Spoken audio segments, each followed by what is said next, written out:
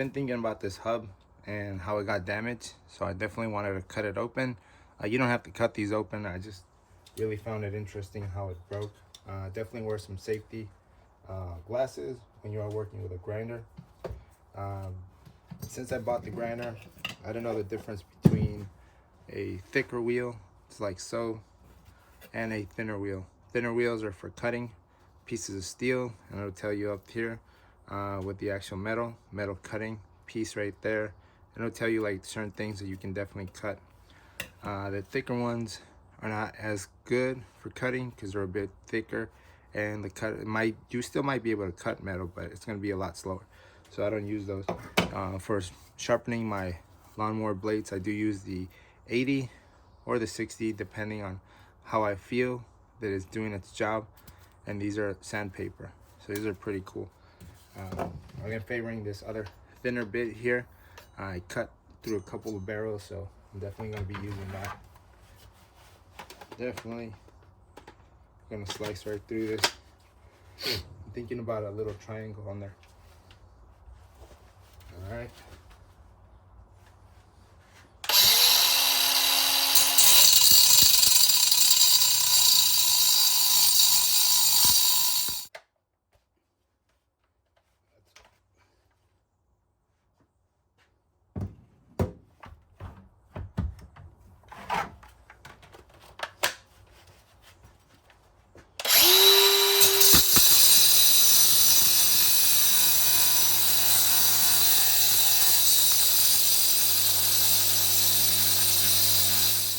All right, so be safe when you are using a grinder.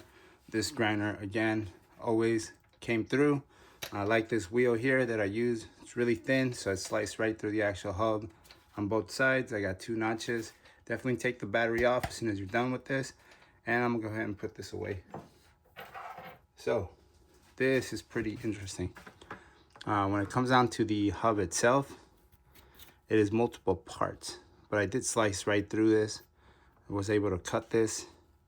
So this is the top portion, falls off. I'm not sure if you're supposed to take these apart, but I'm gonna go ahead and clean the grease off of this, clean this off. All right, because I got the top portion here, I got the other one that comes in the back. I have this one here. The cool thing is I can take it apart.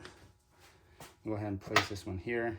Also clean it off really well and inspect these little pieces, because I am pretty curious to see what it is with this guy. This is the cutout of a hub, so you'll be able to see this. This is where your spokes, they lead up to the top of the actual wheel and tire. So when you do take this off, the hairline cracks that I was seeing on the inside, I'll just pop this guy off, have that front side. All these cracks, this is completely stretched out and broken. So 100% this guy was bad. I'm not sure if you can buy the cylinder, take this apart, pull this cap off. I think it's easy to pull this cap off right now because this thing is not pressed in there, because I did cut a whole chunk out of the corner of this. If it didn't have this chunk cut out here, I don't think I would easily be able to pull this in and out as I'm doing. But yeah, it's pretty gnarly. All that is completely cracked. And I definitely did want to take this apart just so I can see that. All right, so I sliced this up. On this side, this is the actual side where the freewheel goes. Now, I'm gonna go to the other side. This side is not as damaged as the other side. The other side was really bad. So, this side is okay. But still, it goes in just like so. And I got my little cutout here.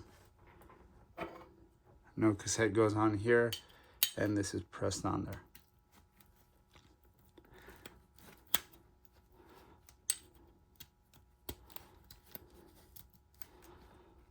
Cool. So I did go a little overkill when it comes to this hub and then ripping it apart, but that is why I think this guy is pretty bad. And I did order some new wheels. Taking this apart, putting it back together, I'm not sure if that's something that I can definitely do. I'm gonna definitely try it out with some other wheels, like try to take this apart and see if there's other things out there, because it does look like it just sits on top of each other. The construction of this right there, where I have that cutout. So yeah, the top portion here with the threads just falls on top.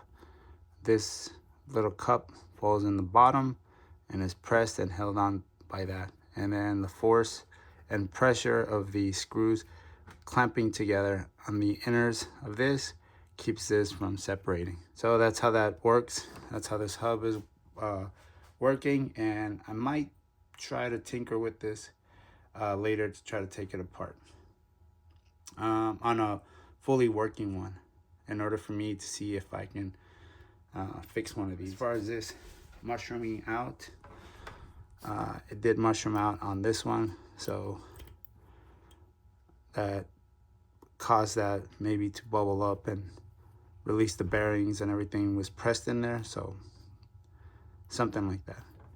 Theories out there, not really sure how that would have happened.